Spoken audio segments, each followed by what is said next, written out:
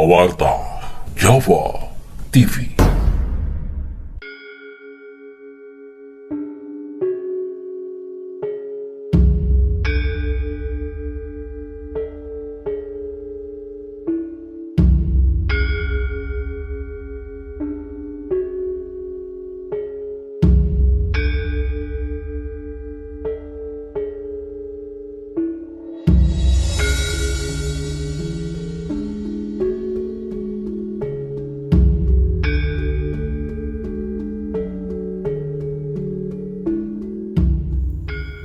Para pemirsa Pawarta Jawa TV, sebelum membahas mengenai topik analisa ciri-ciri Satrio Peningit dan Ratu Adil jenisian Wahyu Keprabon Aswan Sabda Palon bagian 10B, kami mengucapkan terima kasih kepada semua teman yang telah memberikan subscribe pada channel kami. Berkat dukungan positif dari teman-teman, Pawarta Jawa TV akan berpeluang besar untuk berkembang di masa mendatang. Para pecinta Pawarta Jawa TV, pada bagian pertama hingga bagian ke-9 kita telah membahas mengenai substansi, ciri-ciri fisik serta sifat Satrio Peningit, Ratu Adil, dan Sabda Palon. Kita pula telah membahas mengenai substansi Wahyu Keprabon. Pada bagian ke-10A, kita telah membahas mengenai tanda-tanda kemunculan Satrio Peningit menurut Uga Wangsit Siliwangi. Selanjutnya pada bagian ke-10B, kita akan melanjutkan bahasan sebelumnya. Diketahui bahwa naskah Uga Wangsit Siliwangi menyebutkan tentang kemunculan Satrio Peningit sesudah negeri dikuasai oleh Kebu Bule yang menyimpulkan penjajah Belanda dan sekawanan kera yang menyimpulkan penjajah Nippon atau penjajah Jepang. Sang Satrio Peningit yang dikenal dengan Buddha Angon tersebut sesungguhnya merupakan keturunan raja terdahulu kala dan ibunya berasal dari Pulau Dewata. Selanjutnya, Uga Wangsit Siliwangi menyebutkan demikian. Lalu berdiri lagi penguasa yang berasal dari orang biasa, tetapi memang keturunan raja dahulu kala, dan ibunya adalah seorang putri dari Pulau Dewata. Karena jelas keturunan raja, penguasa baru itu susah dianiaya.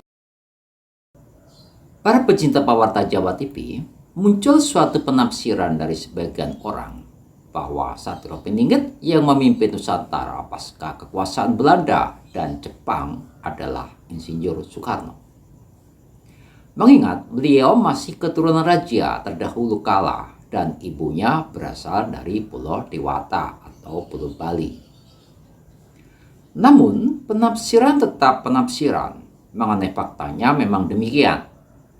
Di mana sesudah Belanda dan Jepang hengkang dari Nusantara, Insinyur Soekarno menjabat sebagai pemimpin negeri bernama Republik Indonesia. Pasca pemerintahan Insinyur Soekarno, Uga Wangsit Siliwangi menyebutkan bahwa para pemimpin cenderung buta tuli sebagaimana berhala.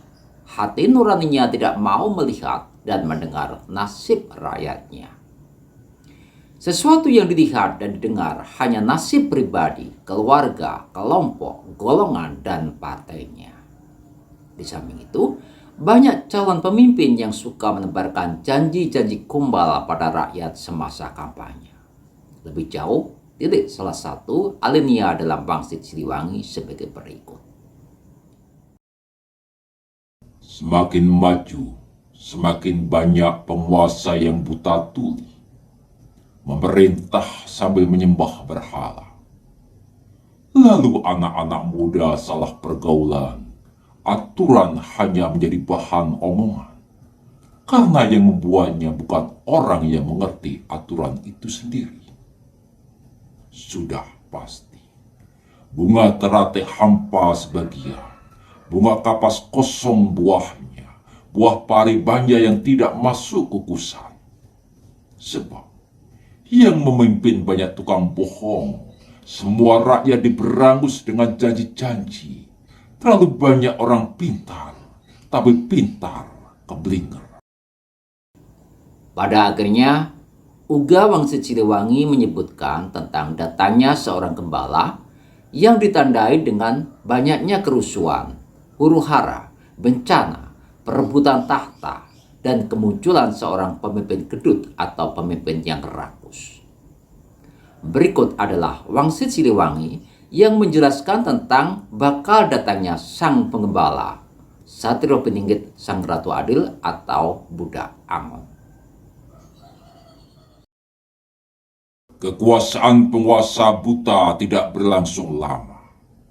Tetapi karena sudah kelewatan menyengsarakan rakyat yang sudah berharap agar ada mujizat datang pada mereka, penguasa itu akan menjadi tumbal untuk perbuatannya sendiri.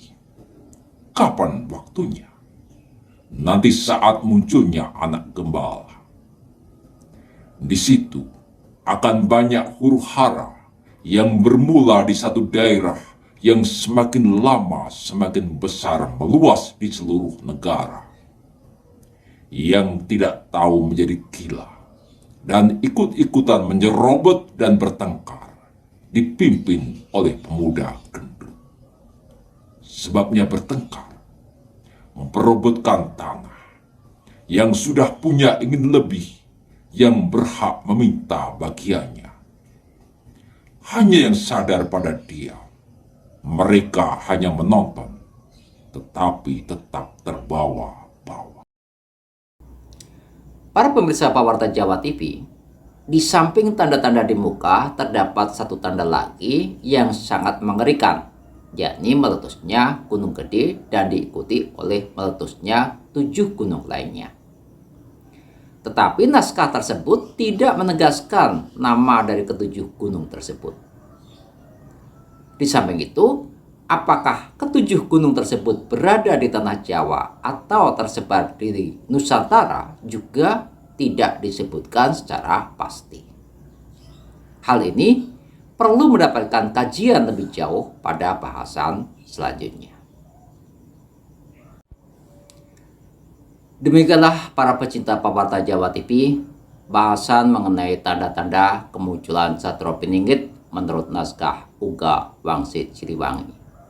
Semoga bahasan tadi menjadi bahan permenungan dan bermanfaat bagi para pecinta Pawarta Jawa TV. Sampai berjumpa lagi pada bahasan selanjutnya. Salam Rahayu.